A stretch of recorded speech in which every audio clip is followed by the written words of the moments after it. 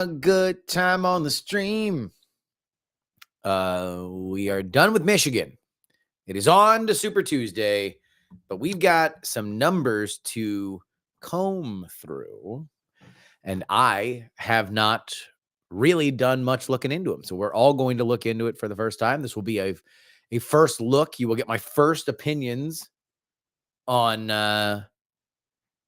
all things Michigan. We're going to take a Michigander. Huh? Into the numbers. We do know the top line is that Donald Trump and Joe Biden very handily won their primaries. Of course, both of them faced foes that didn't need to win. They faced opponents that were going to declare victory by not winning.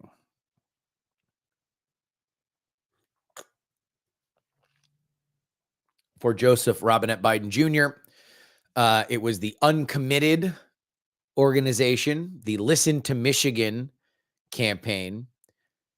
They are upset that Joe Biden has not called for an unconditional ceasefire in Gaza, of course, with the war between Hamas and the IDF, Israel, and the cost of human life that has taken place in Gaza. They have not been satisfied by Joe Biden's handling of that, and this was a way to make him aware of it politically. And then, of course, on the other side, you have the Black Knight. Was that Monty Python? Oh, what's up, Scotty Siggs? Scotty Siggs. God, good to see you, man.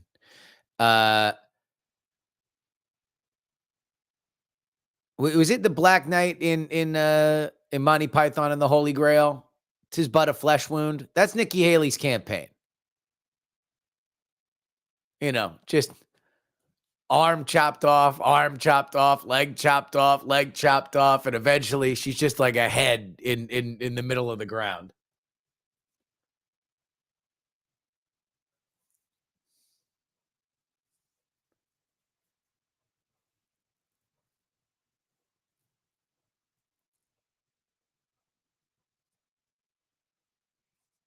Yeah, that's it. That's Nikki Haley.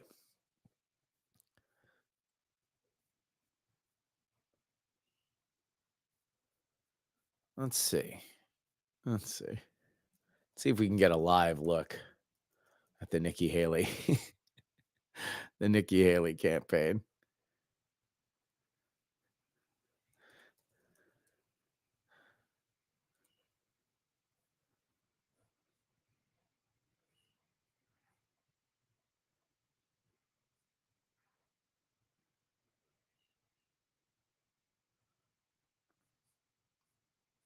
Yeah, whatever. We'll figure it out. Nikki's the modern day 50 Cent. Sure. That's another way to put it. Although 50 Cent got more famous the more he got shot. I don't think that that's the case for Nikki.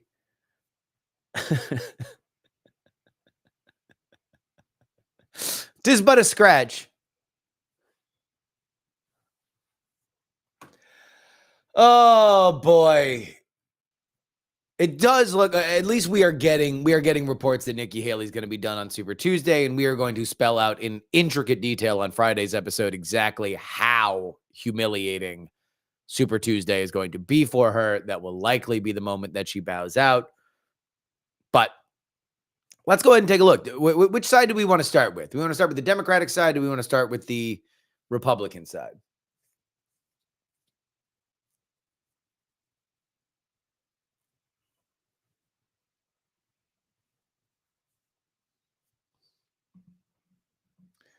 Which side? GOP or the Dems? Trump or Biden? Haley or uncommitted? We want to start with the Dems? We can start with the Dems. Let's take a look at the numbers. Democratic primary, Michigan.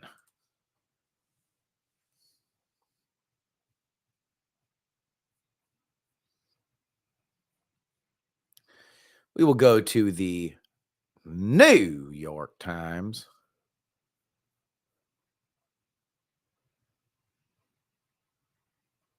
Okay.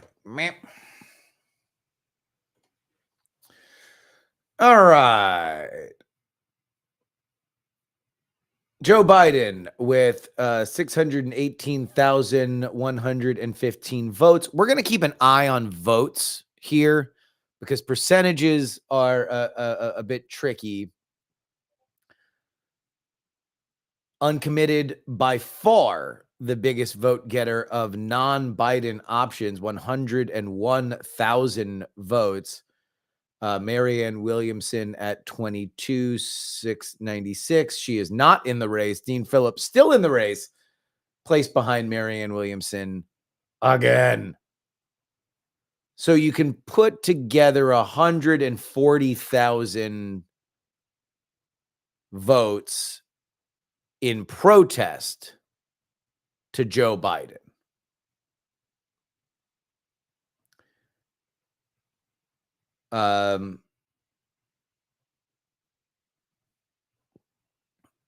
We will see.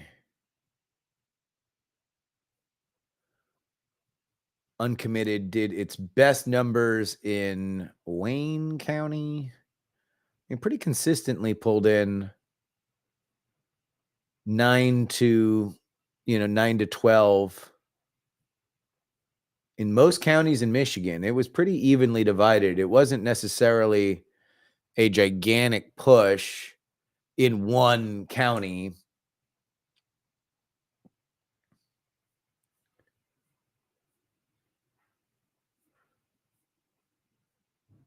But let's keep that number, right? So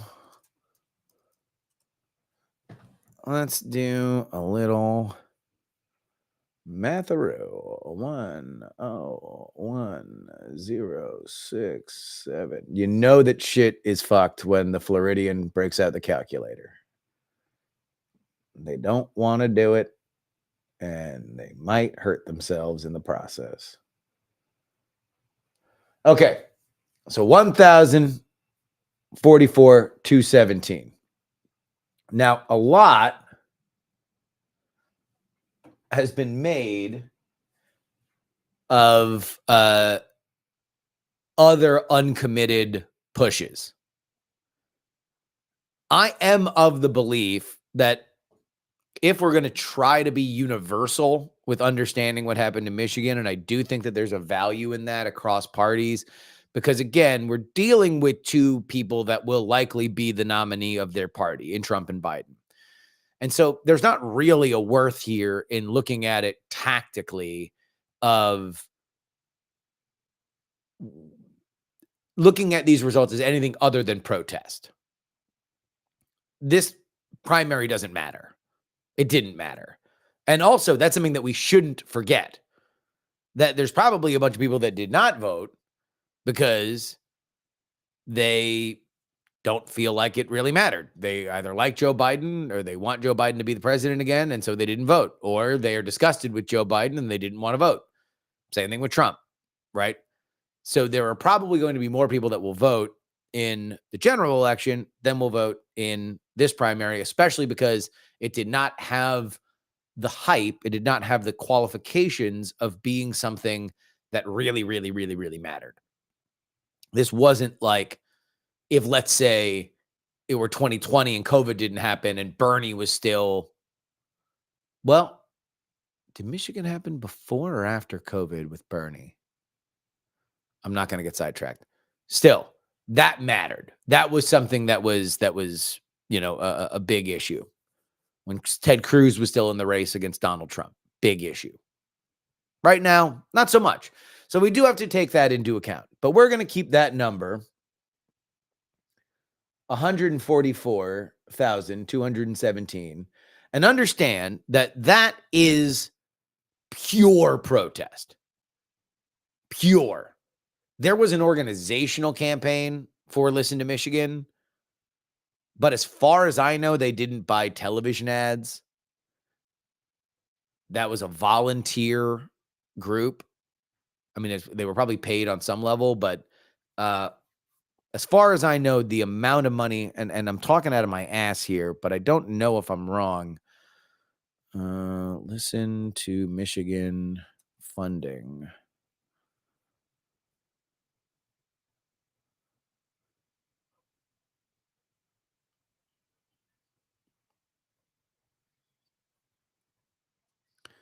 Okay, this is the Listen to Michigan website. In recent months, a critical question has plagued residents in Michigan: how to make our voices heard when President Biden's officials ignore our pleas. This sentiment is deeply felt in the Detroit and Dearborn areas, where the community is acutely aware of the devastation in Gaza, a crisis we feel intimately connected to as it impacts our friends, families, and broader communities. In the upcoming Michigan Democratic primary on February 27th, many, including lifelong Democrats, are choosing to vote uncommitted rather than support Joe Biden's reelection campaign. Okay, yeah, but who's paying for this?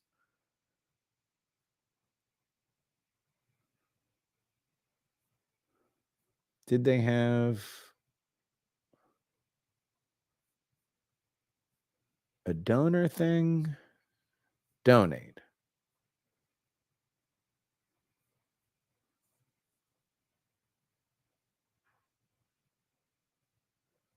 Arab Americans for Progress seems to be behind this.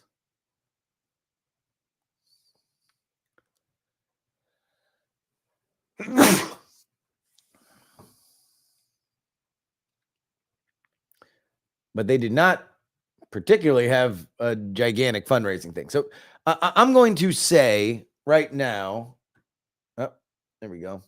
I'm going to say right now that this was not particularly well capitalized. And I'm going to get to why that matters here in a second. Because I want us to understand this number in context, 144,217. Because Nikki Haley spent money in Michigan. She did campaign events in Michigan. She had paid door knockers in Michigan. The one thing that has continued to flow for Nikki Haley, if electoral success has not, is money. She is also a very famous name. She's got a lot of name ID. Uncommitted was something that has bubbled up over the last several months. So let's now take a look at the Republican primary.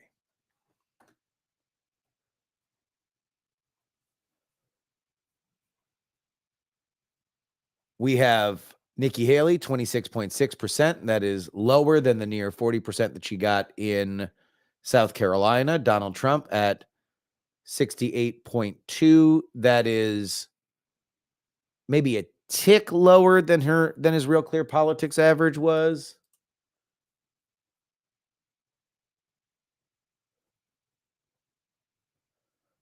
Let's take a look at the old Michigan.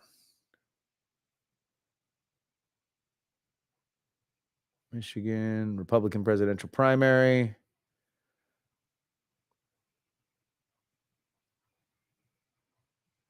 Trump was at 76, 79, 63, 58.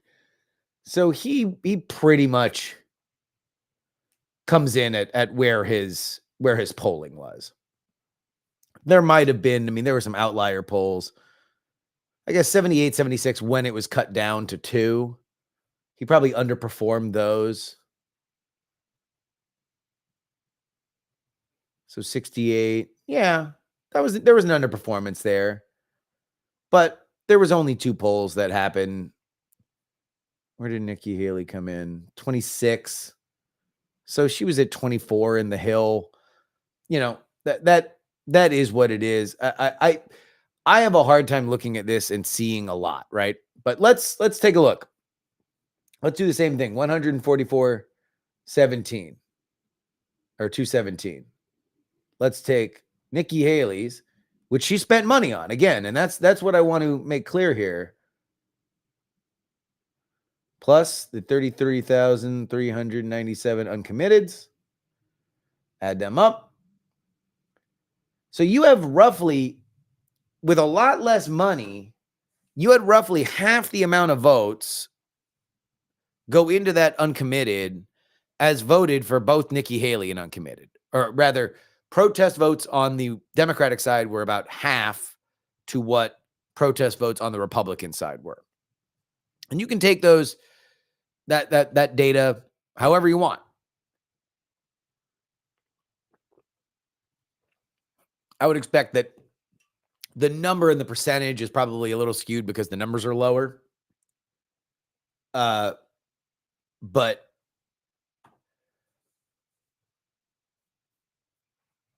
you know, I don't know whether or not it's a dump on Nikki Haley that she spent, you know, she is where she is in this process and she can only get double the amount of uncommitted plus Phillips and Marianne, or if it's a tremendous achievement for uncommitted that they got half the vote total of Nikki Haley,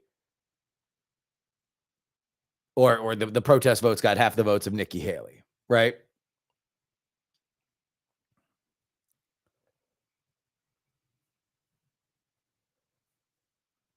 You know, she was pretty consistent here. She had Kalamazoo an overperformance, Clinton, Kent overperformances, Ingham.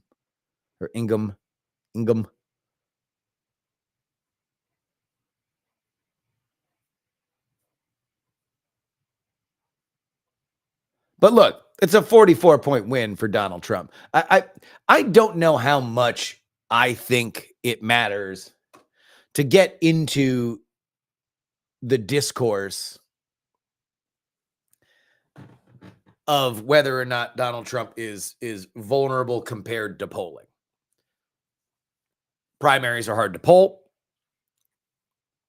There is a sense that this race is over. There's a lot going into it. This is not a head-on-head, one-on-one race between Donald Trump and Nikki Haley. It is Donald Trump who is, by the way, kind of barely campaigning. That's another element of this. Donald Trump hasn't spent a lot of time in any of these states. This is him kind of on autopilot.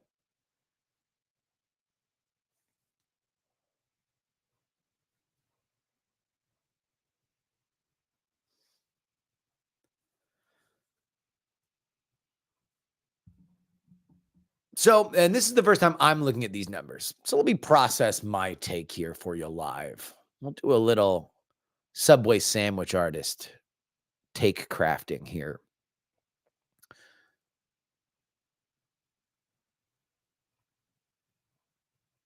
My sense is that is an overperformance for uncommitted. That is about where Nikki Haley should be relative to the race. She is a popular person. You know, part of the reason why I thought she would have bowed out before now is because she does have a pull. She does have a constituency. She is particularly well suited for female conservatives that might be turned off by Trump. She is never Trump without being never Trump. She was among the three bowls of porridge, not too hot like Chris Christie, not too cold like Ron DeSantis, but just right for somebody that's going to lose to Trump. There's a reason why she's the last person standing. I'm not in love with her as a campaigner. I don't think she's run a particularly good campaign. I do think that for whatever the reason of continuing this process, she is degrading her relationship that she is eventually going to have to make with the populist right if she does want to be president of the United States of America. And you can dance on the shores of that line. You can be a little Lindsey Graham. You can dip your toe into the water. Hell, you can jump in like Mitt Romney and still get back on the right shore, still get the endorsement from Donald Trump. But if you fully cross over, if you fully become Liz Cheney, if you fully become Mitt Romney, it's hard to come back.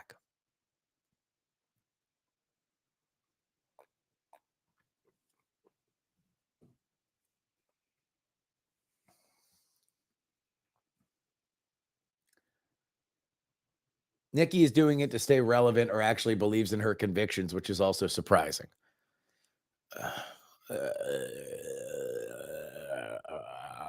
Look, I don't know Nikki Haley. I don't want to say anything mean about her, but like her track record would suggest that she has a malleable sense of political moorings. All right. She's not cut out of granite when it comes to this.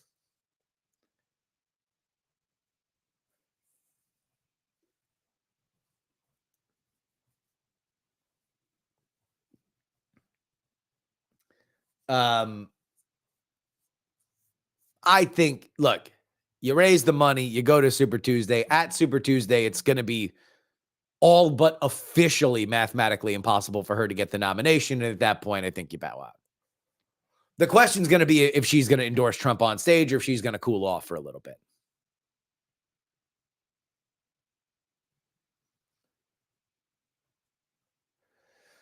Why do the two main parties give us trash candidates all the time? Warp Forged. You know, Warp, there is a reality that I think comes to us via maturity that makes us understand the reason why we get candidates that we don't like is largely for the same reason that The Big Bang Theory was the #1 show on television. I didn't like The Big Bang Theory. I thought The Big Bang Theory was not particularly well written. I thought it was essentially blackface for nerd culture. But I do appreciate and respect The Big Bang Theory because there was a majority of America, at least in that field, that really, really, really, really liked it. And so it stayed on the air for a very, very long time because people enjoyed that entertainment. And here's the reality that we have to wrap our head around when it comes to Trump versus Biden. And this is an existential one. You can look outside and say, oh, well, it's the media. And, oh, well, it's this, that, and the other thing that makes these two candidates that are going to be historically unpopular. Why are they it? And here's the reality. Look to your left and look to your right. They probably want it. If you desperately hate it, and by the way, I would say, are you going to be putting your money where your mouth is and not voting for either one of them when it comes to November? Because a lot of the people that say, oh, never, never, never, they suck, they suck, they suck. Guess who you're going to vote for? One of them in November. Because we're going to get so worked up about this. It's going to be the end of democracy. It's going to be, the rhetoric on both sides is already apocalyptic. You're not going to have a country anymore if I lose. If I lose, wait for that stock market to absolutely crater. Listen, Jack, it's about how old your ideas are. We're gonna be in the goddamn Handmaid's Tale. We're going to get really, really nasty. This is a very dark, dark, dark, cynical election.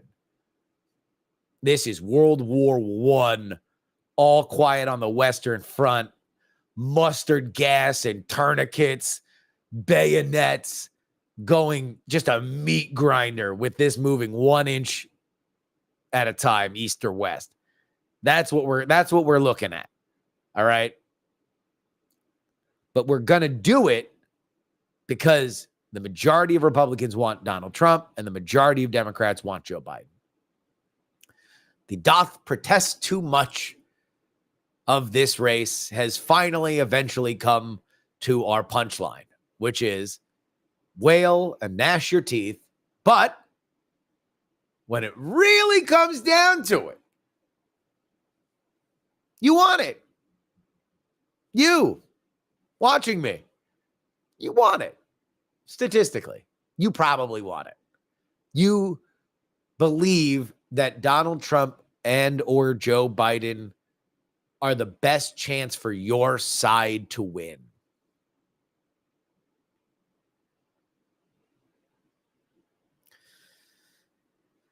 And so here we go. Two presidents running against each other. The oldest race, breaking the record of the last time they ran. And the good news is that we won't be able to do it a third time. Although I wouldn't rule out either of the two running again if they lose.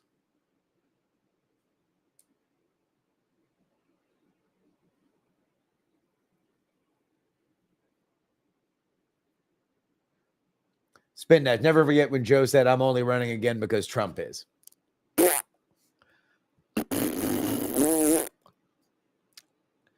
you believe that, I got a bridge in Brooklyn to sell you, Jack. Joe Biden's entire life was lived to be president of the United States. Entire life. He would say whatever he needed to make sure it's a two-termer. He was always going to run. Always going to. You know, I thought that there might be elements of the party that would push him out, but no. No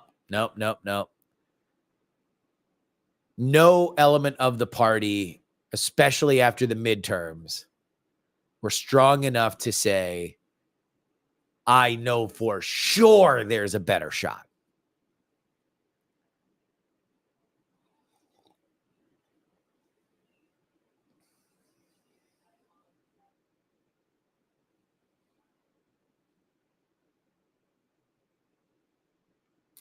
Fire Tool, I'll be excited when everybody gets sick of reality TV politics. Hey, some of us have a goddamn living to maintain, Fire Tool.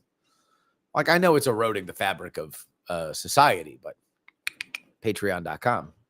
So, you know, take politics seriously. I'm going to tell this story on We're Not Wrong, but this is funny.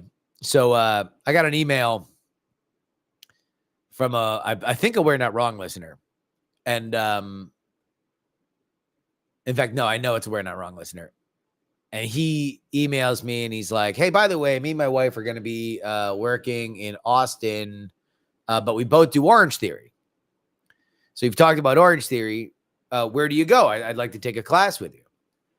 And so I tell him. And this is like over the weekend. So I go to class on Monday, don't see nobody. Go to class on Tuesday, don't see anybody. And then this morning, all right, this morning, I see a dude walk in. And I know my demo, all right? I know my demo. I know what my listeners look like. I've done enough live events that I know that my listener is between 30 and 45 generally, beard, bit of a spare tire,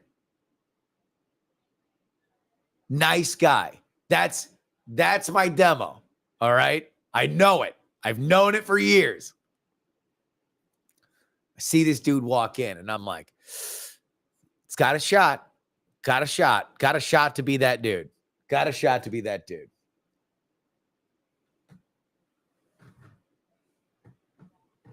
I love it. Everyone's like, damn, you sunk my battleship.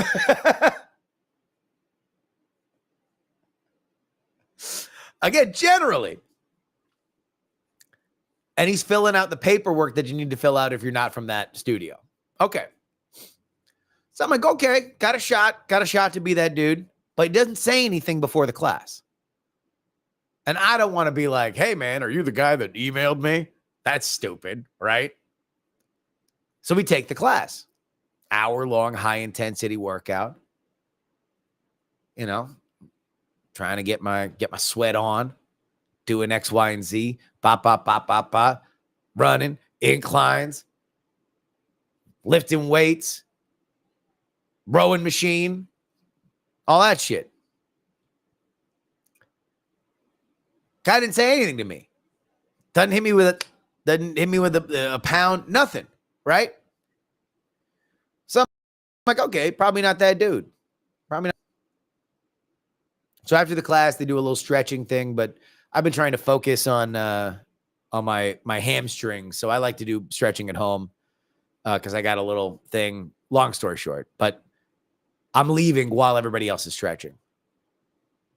This dude comes out. Says, Jury.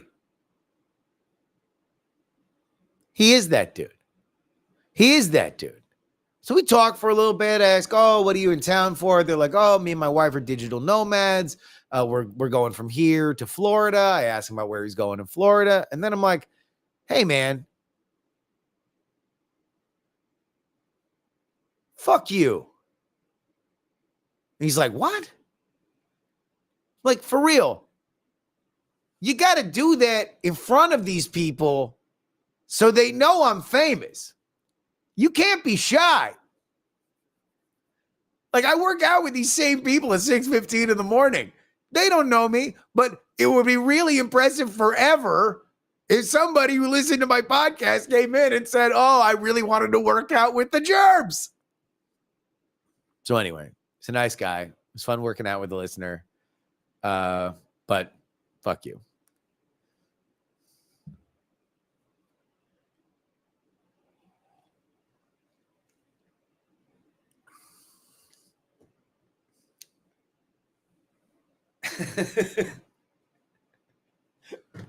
Dr. Whiskey nailed it. James was pissed he wasn't fluffed. No. I was fluffed. I was not fluffed publicly. Again, this is like a group of like 4 people that I see every morning at 6:15. Nobody knows shit about each other's lives, right?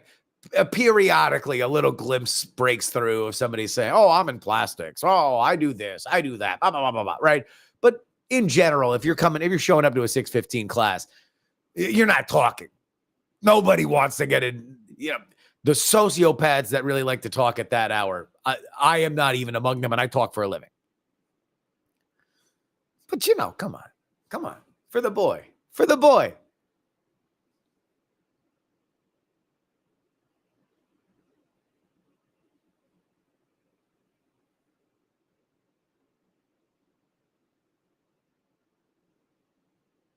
Everybody called the Austin Orange Series and asked, is this the location that the Justin Robert Young frequents?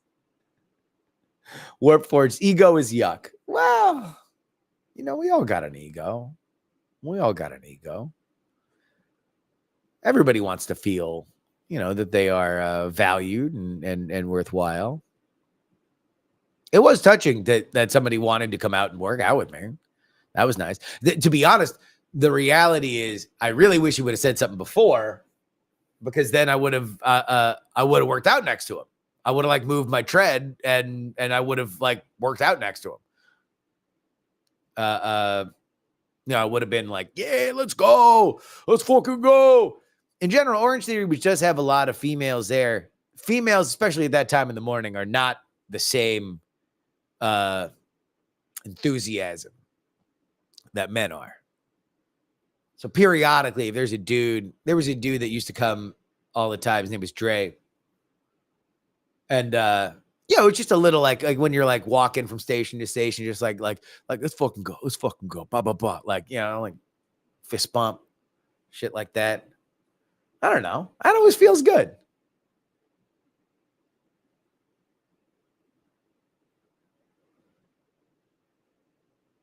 I did go on Newsmax yesterday, or more specifically, Newsmax 2. I didn't know there was a Newsmax 2. But John Bachman, of John Bachman Live. He is a midday anchor for Newsmax. He was on the trip to the border last week. And this week, I was invited on his show. Very short segment. Very short. But it was good. It was good. John's a cool dude. I like talking to him. And his show is, as you would expect, on Newsmax. It is. It has an editorial position. But yeah, it's fine.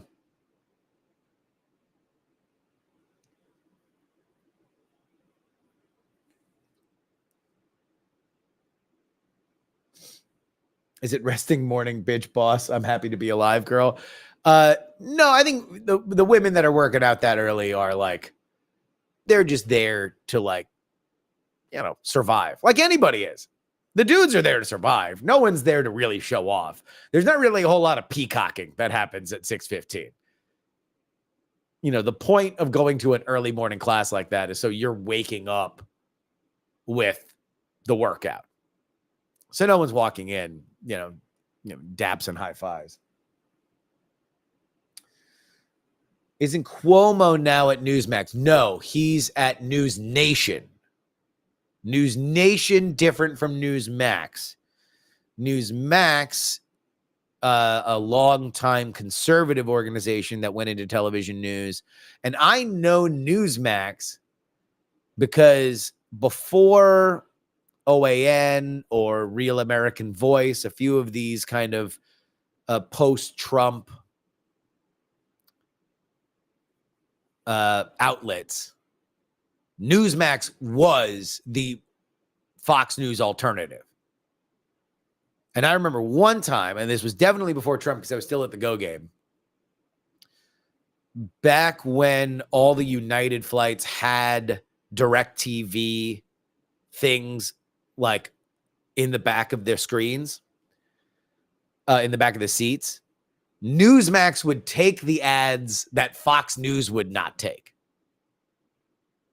And one of those ads was a fairly, for television, graphic ad for a pro-life cause, showing some of, and again, beyond what Fox News would put on their air, graphic elements of the abortion process. And I remember this like it was yesterday. I board the flight, and I'm early because at that time I had status. And for whatever reason, I don't know if it just defaulted to that channel, but every single one of the televisions has Newsmax and is playing this commercial. And that was my only thought about Newsmax until yesterday, was Newsmax will take those ads that Fox News will not.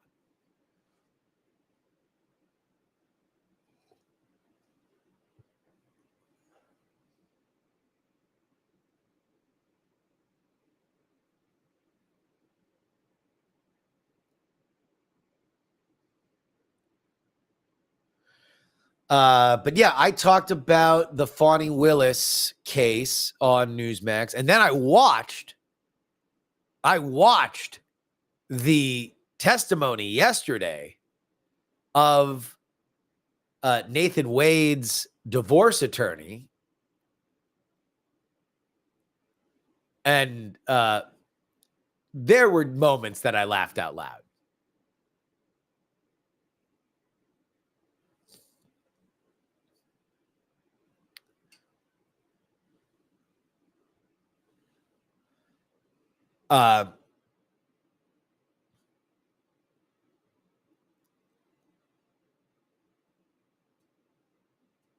There were moments. So everything kind of swirls around. Do we need an update, or do we need context? Does anybody not know what's happening with the Fani Willis situation for the Fulton County thing? Fox News is all boner pills and hiding gold like conservatives. They're just horny leprechauns. It's a pretty funny idea of the average Fox News advertising target.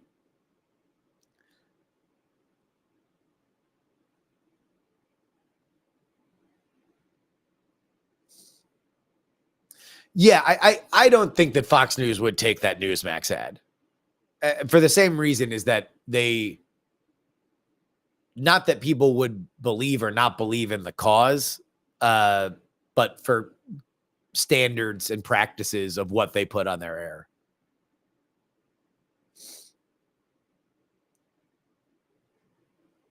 Okay, so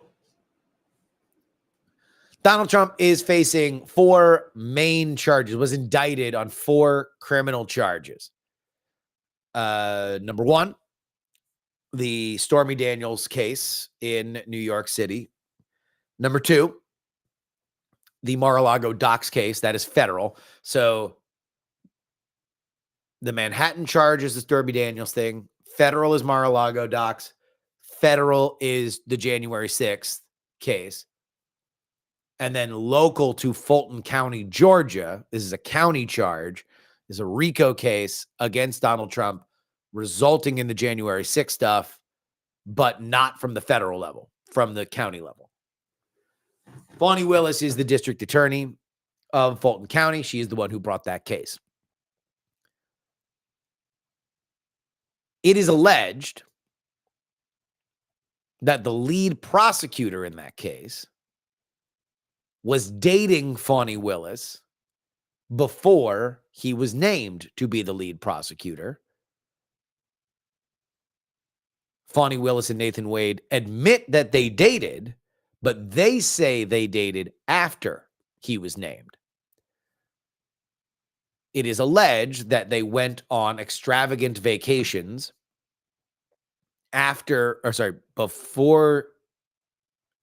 he was named, and they were dating in secret, and that the payment that Nathan Wade got for being the lead attorney in this nationally consequential election or case rather was ill-gotten gains that was then shared back with Willis. That is the allegation from the defense. All of this revolves around whether or not Fani Willis and Nathan Wade were dating before she named him. They have both said under oath that they were not. So a few things have happened in chronological order from the oldest to the most recent. First, one of Fani Willis's friends, whose house she wound up living in, said that Fani Willis and Nathan Wade were absolutely dating before she named him. All right. Then there was a dump of cell phone data from Nathan Wade's cell phone that shows his phone was pinging towers around Fani Willis's apartment or house where she was living in the late night hours, showing up at 11 o'clock, leaving at 3 or 4 o'clock. It's a limited amount of things that you could be doing in that area during that hour.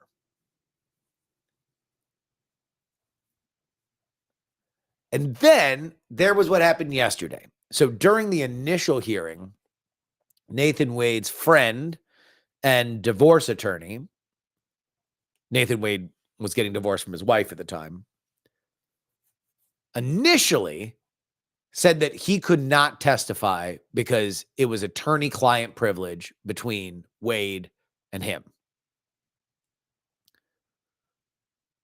The judge said, that is not privileged.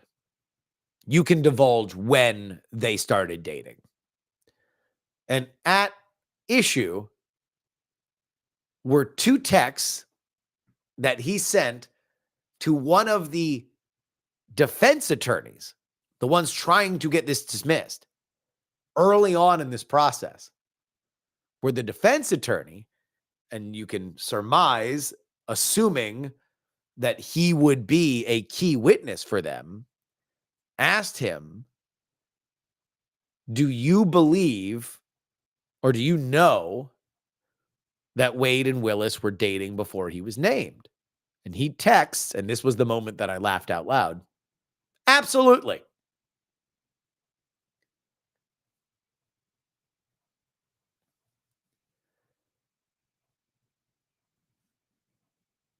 The attorney then texts this man again and says, what do you think they will do if they are brought with this information? And he said, oh, they'll deny it.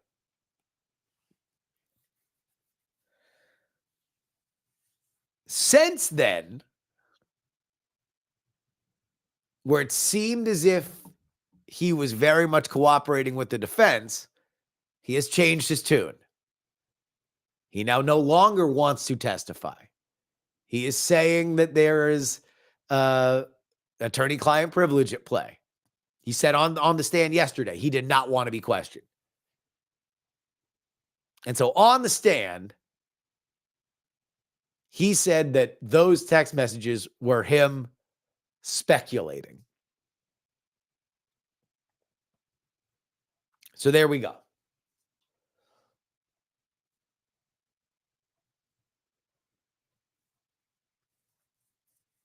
He's scared of being prosecuted for perjury. Well, he was venturing into those waters with that testimony. He is a last line of defense. Either he stood on business, as the kids say, or there were some real, I think there still are some real chances that there is a legal repercussion to this, that Fonnie Willis would be dismissed from this case. Nathan Wade would be dismissed from this case. And at that point, the case probably falls apart.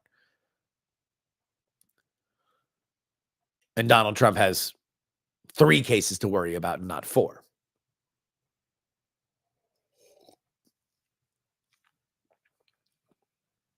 And also remember, this case is one that if he were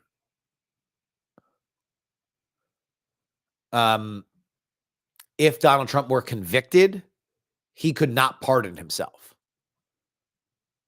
The New York case, the Stormy Daniels thing, it's like the worst punishment is like $150 fine or something like that. It's like really dumb.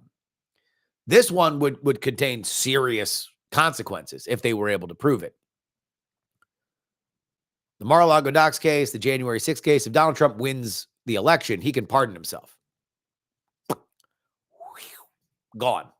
Consequences gone. Done.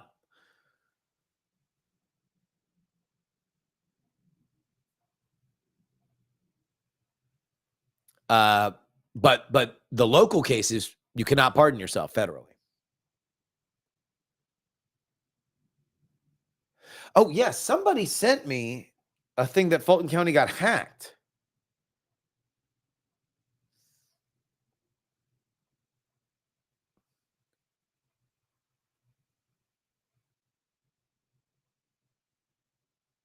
Ooh. Ooh. Oh, hold on. Hold on.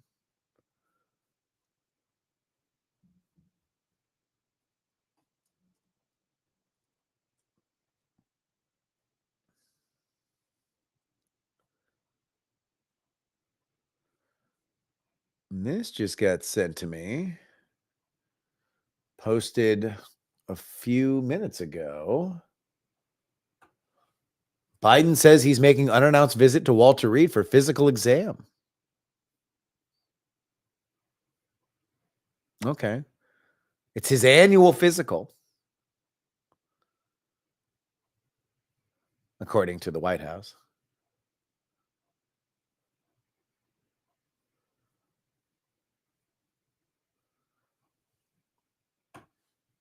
Probably not a thing. Probably not a thing.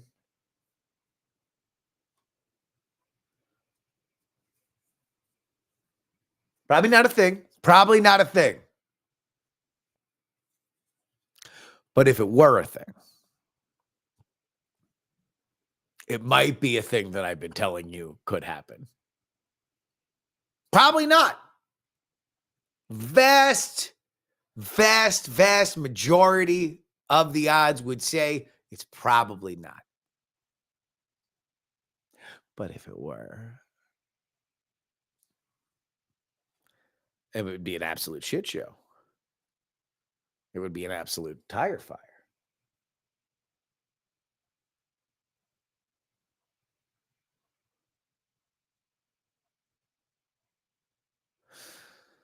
For those of you who have not listened to the show,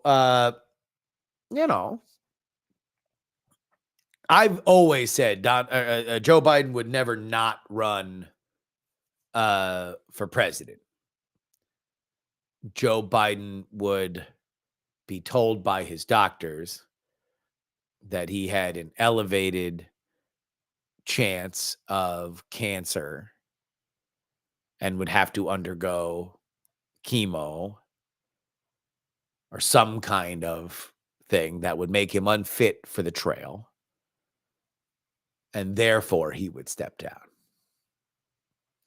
Nobody is going to say boo about Joe Biden with a cancer scare. His son died of it. Or he died in Iraq, depending on who Joe Biden's talking to. But in reality, Bo died of cancer. And that is unassailable holy ground. Not even conservative commentators.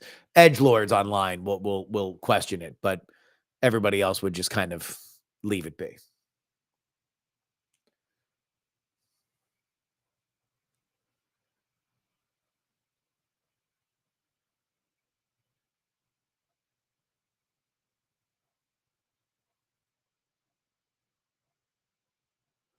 At that point,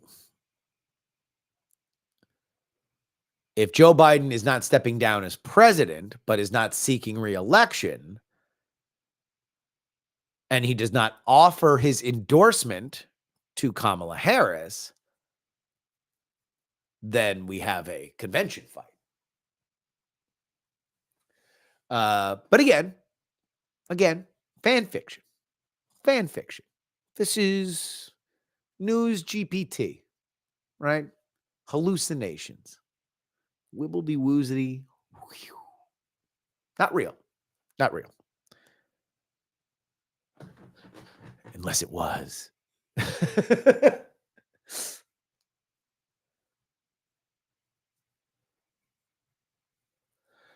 Off the top of your head, has an incumbent ever not run for re-election if possible? LBJ would be your best example.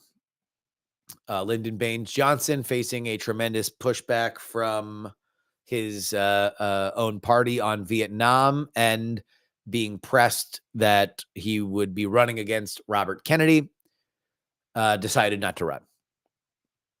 He pulled himself out of the race, and then RFK was shot. Otherwise, we might have gotten 2 Kennedy presidents.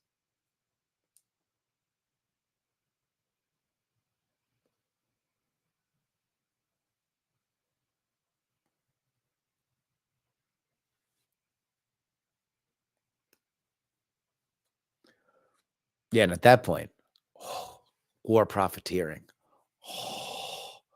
TakePoliticsSeriously.com. I might just do extra bonus Patreon episodes. LBJ killed them both. If LBJ killed them both, then he wouldn't have dropped out. I mean, his best electoral strategy was running on the legacy of a dead Kennedy. LBJ benefited more from dead Kennedys than Jello Biafra.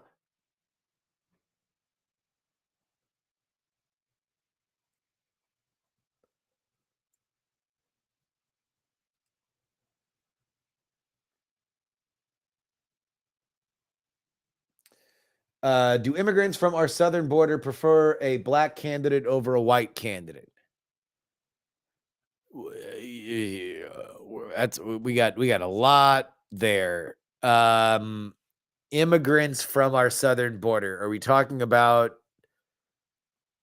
asylum seekers? Are we talking about legal immigrants? Are we talking about legal immigrants from Mexico or Central America? Are we talking about asylum seekers? I don't think, I mean, I think asylum seekers would prefer the Democratic regime to the Republican regime because they've had they've had more of an ability to claim asylum in a way that Donald Trump is saying will end immediately.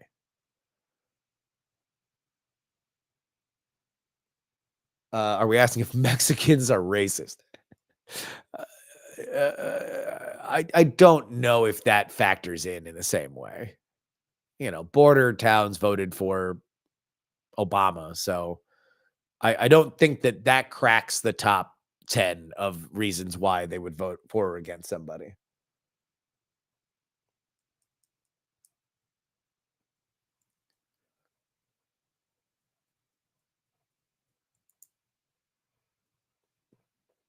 Mexicans are 100% racist. Well, I mean, 100% is a tall number. I will say that the shit that gets that the shit that happens in Spanish media, in Spanish language media, is a different world than the DEI approved mainstream culture in America. Different world. Different world. The shit that happens on, Univision and Telemundo.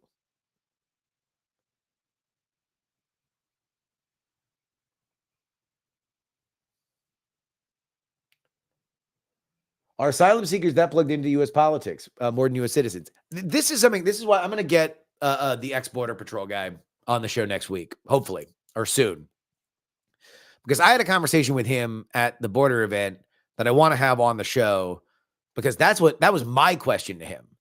That, like, the one thing that, like, my Columbo, like, there's just one thing that doesn't make sense. If Joe Biden is so responsible for the border, then that means that asylum seekers and the cartels are very, very, very dialed into Fox News. They're very dialed into American politics. And his point of view to me was, yes, indeed they are. And so I would like to get his perspective on that on the show.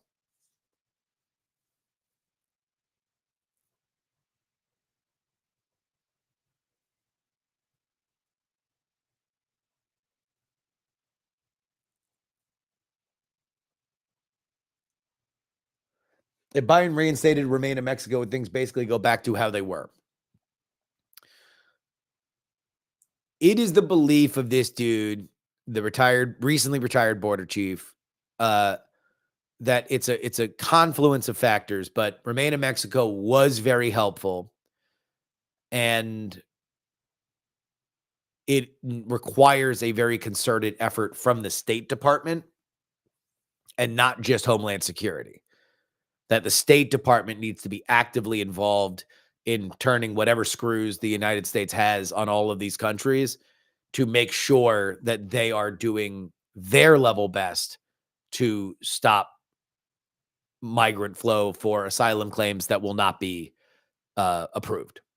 And if you are going to claim asylum, you should claim asylum from somewhere else, let it be processed in America, and then we'll let you know whether or not you can come.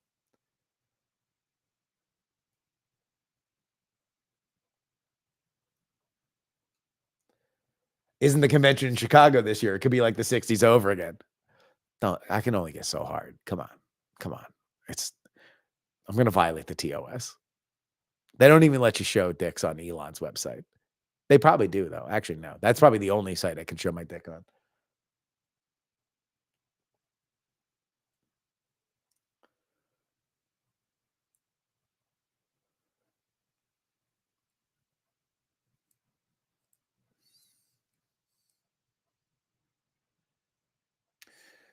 Did I witness or learn anything about Catholic charities that I didn't expect? No, not necessarily something that I didn't expect. It's just raw when you're there, you know? Again, it's like the stories of what people go through to get here are like, it makes you shut up about your life. makes you understand that we are so privileged and so lucky to be here and to be, in many cases, people that were born in America. You know, an average asylum seeker's journey to America, if you only get extorted, you did great. Because you didn't get raped or murdered. You didn't get drafted into the cartels.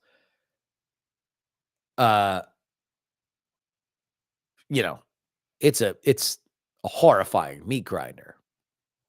And then they get to this Catholic charity thing, which is only a way station. They then leave from there within 24 to 48 hours to get out to go somewhere else in America. And, you get a pack of chips that I put into a bag.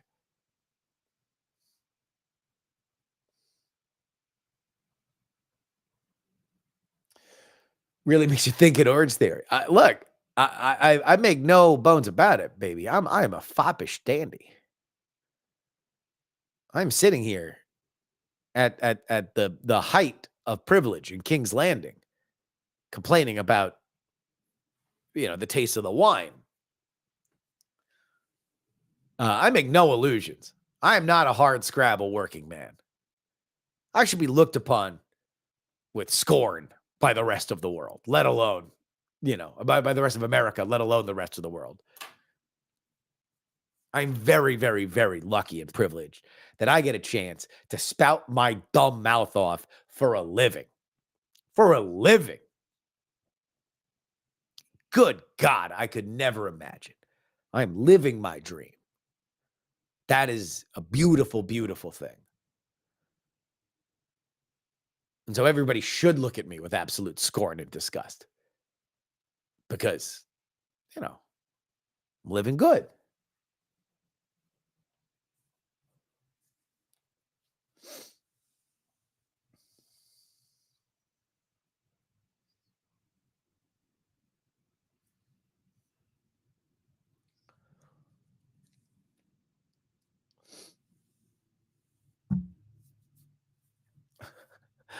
Hassan thinks that streaming is the hardest job in America. I mean, look, come on.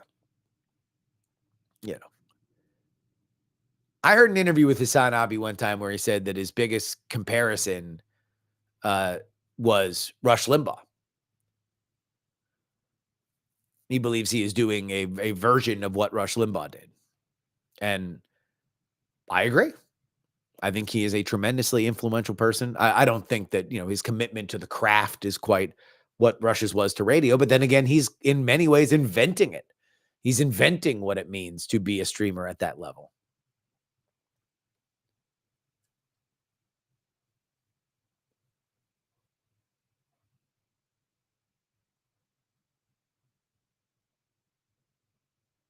Spin, he's leaned into it since it became a thing because he understands what traction is.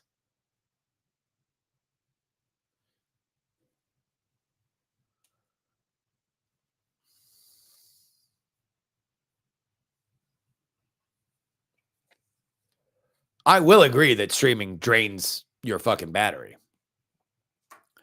There's a reason why I don't do it as much as other people do, because it's that schedule. God bless him. God bless the Destinies. God bless the Hassans. God bless the Vouches. Gremlin. Porn and all.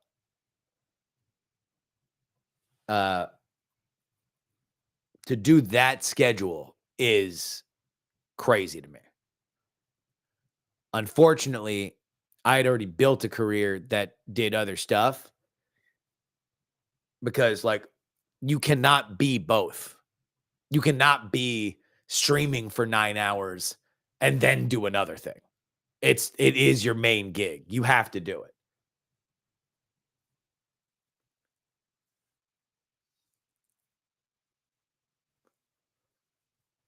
Hassan is a himbo. 90% of his audience wants to fuck him. Sounds like a hater. Sounds like a hater. Come on, man. Let the dude live his life. He shouts opinions into a microphone and People react to it. That's the world of political media.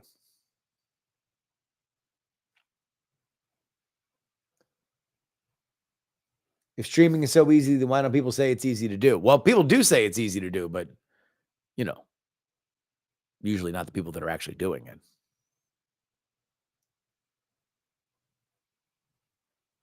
Rostafari. I'm a straight up hater. Hate, hate, hate, hate, hate, hate, hate, hate, hate, hate, hate. Player hater of the year. The player haters ball.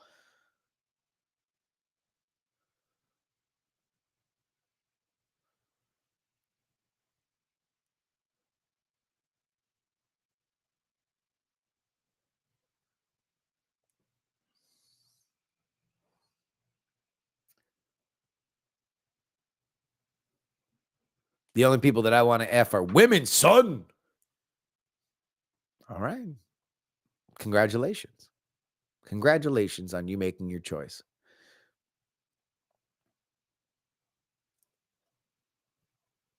Heaton is almost as animated on Pretty Privilege as Zoning, which is funny because Heaton's an attractive guy. It's not like Heaton is Quasimodo, right?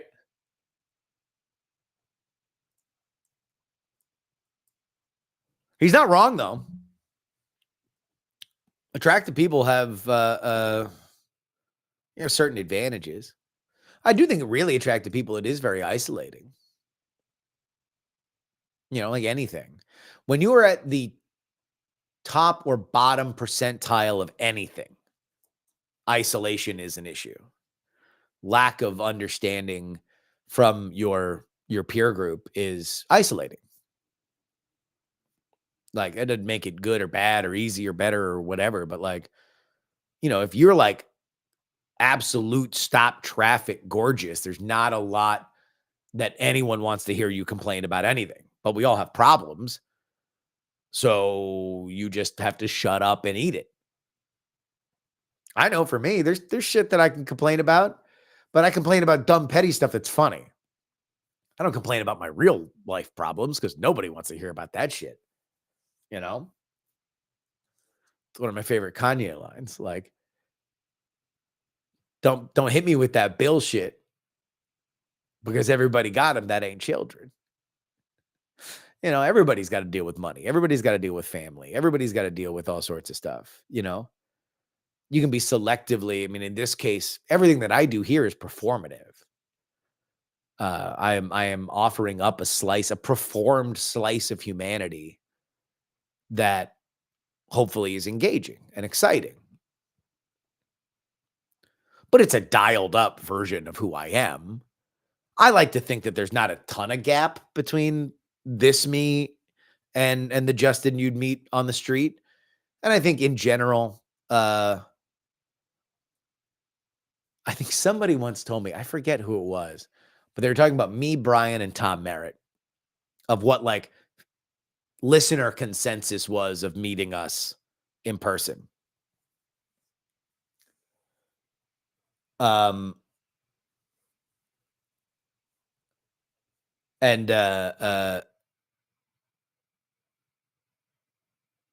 with Brian, it was you never really know when he's on and when he's off, but there's definitely a sense that he is on at times. And Brian's upfront about this, that, he has his like subroutine, like the Brian experience when he meets a listener or a viewer. Tom is very polite, but when his social battery is done, he's fucking out, right? So it's like Tom is very, very pleasant to meet, but then he might be gone in 5 minutes because you just might have caught him at the wrong time. And then I was very happy to hear that for me, I'm pretty much what you would expect, which is rare, except for my voice. People who only listen to me tend to think that I am older and fatter than I am. Although probably not older at this point, because I've been called older for a very long time. And in that intervening period, I've gotten old. So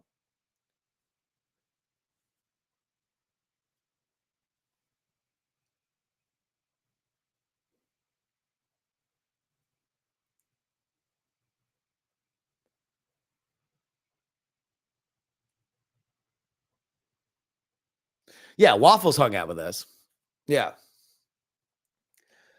I tend to be, I think there's there's differences in the real me. I try to I'm not constantly doing a one mic show, but there's obviously a performative element to it. How's the new season of World's Greatest Con coming? Good. We're in the writing phase. We're in the writing phase.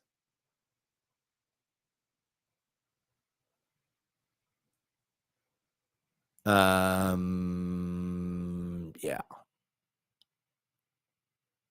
Will is working on it, but he had to jet off to Barcelona for Mobile World Congress. Raise the dead, the way shit's going. I mean, fuck, God. If Trump wins and Biden drops out, like we have 1968. I would have to just drop everything and do 1968. Like that it would literally be the 1968 election.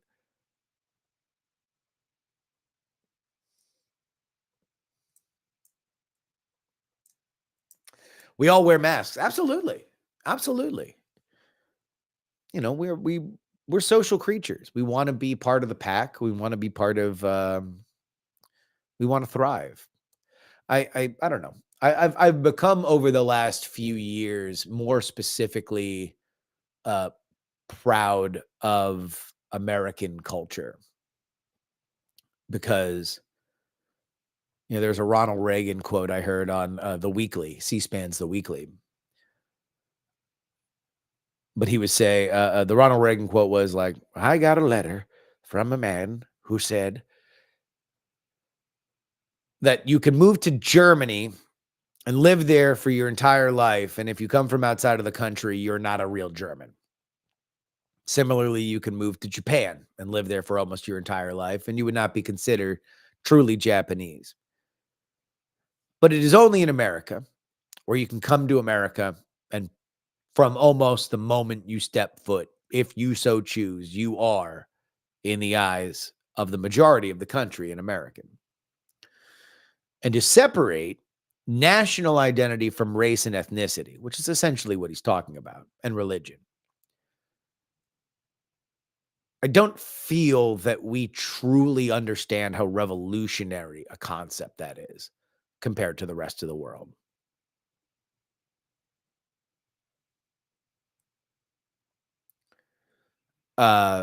It's remarkable. And I'm really proud of it. I'm really, I think I'm very privileged to take advantage of it.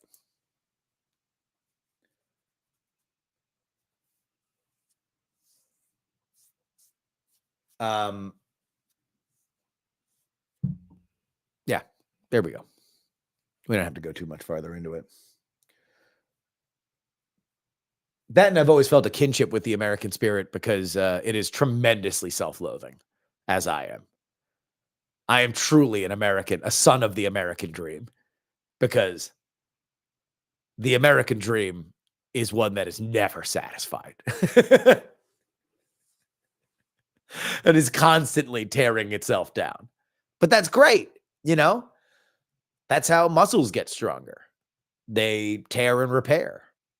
And it is the sign of a truly exceptional culture that we have the opportunity to keep a very keen eye to our faults.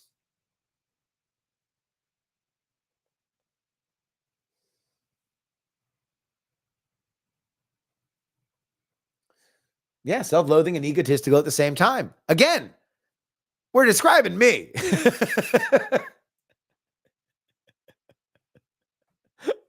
Like nobody on earth is a bigger fan of myself than me. Nobody on earth is a bigger critic of myself than me.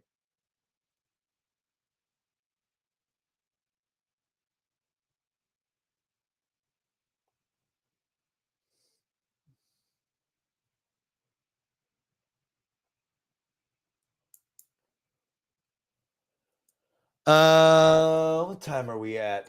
Ooh, geez. Might need to shut it down here in a second so I can get ready for We're Not Wrong. We are talking about on the show today. What are we talking about? Oh, the IVF ruling in Alabama. We are talking about the Fani Willis case. And then on the Patreon, we're into Gemini. Oh, Google's Gemini. Questioning whether Elon's memes or Hitler are worse. Creating ethnically diverse Nazis.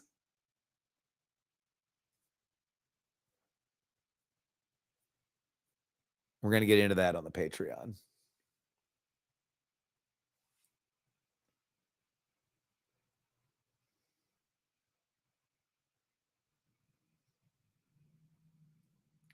There's a bill in the Senate that's going to pass. I mean, how do we go about this? So, there was an article in Axios yesterday that said conservatives struggle to find a path forward on IVF. And I really disagreed with the framing of this because I don't believe that the conservative political movement has particularly struggled to find a pathway on IVF.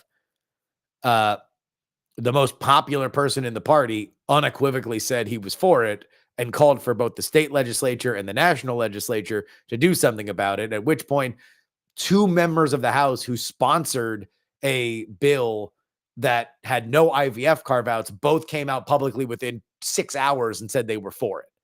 So you can say that the Republicans are cowardly.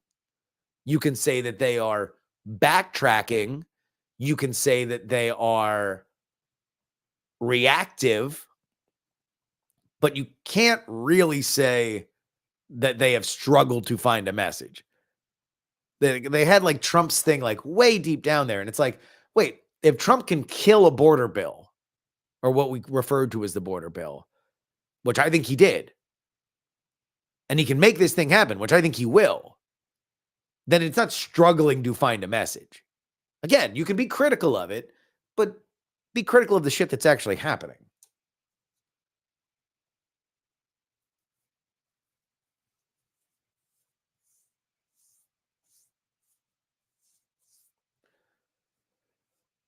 Well, yeah, I mean, if we get to the actual ruling, right, it's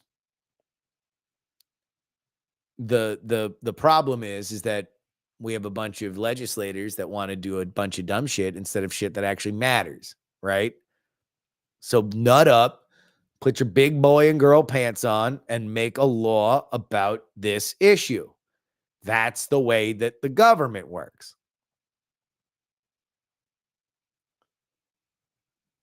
I mean, this wasn't even really an ideological, a court case decided on ideological lines. It was people who spent a lot of money on IVF that were pissed that their samples were ruined.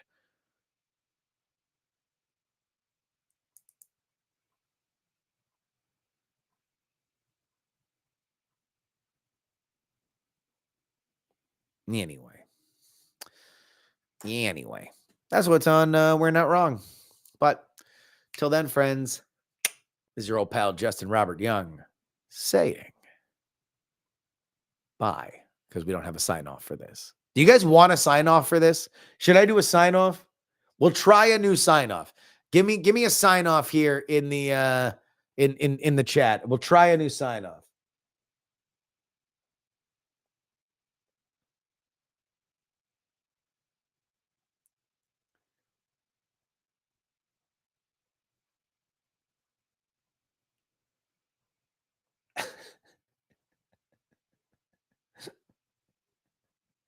I like deuces, bitch. Just yelling sign off. Oh, we can do this one. This is a good one. We'll try this one for now. Anyway,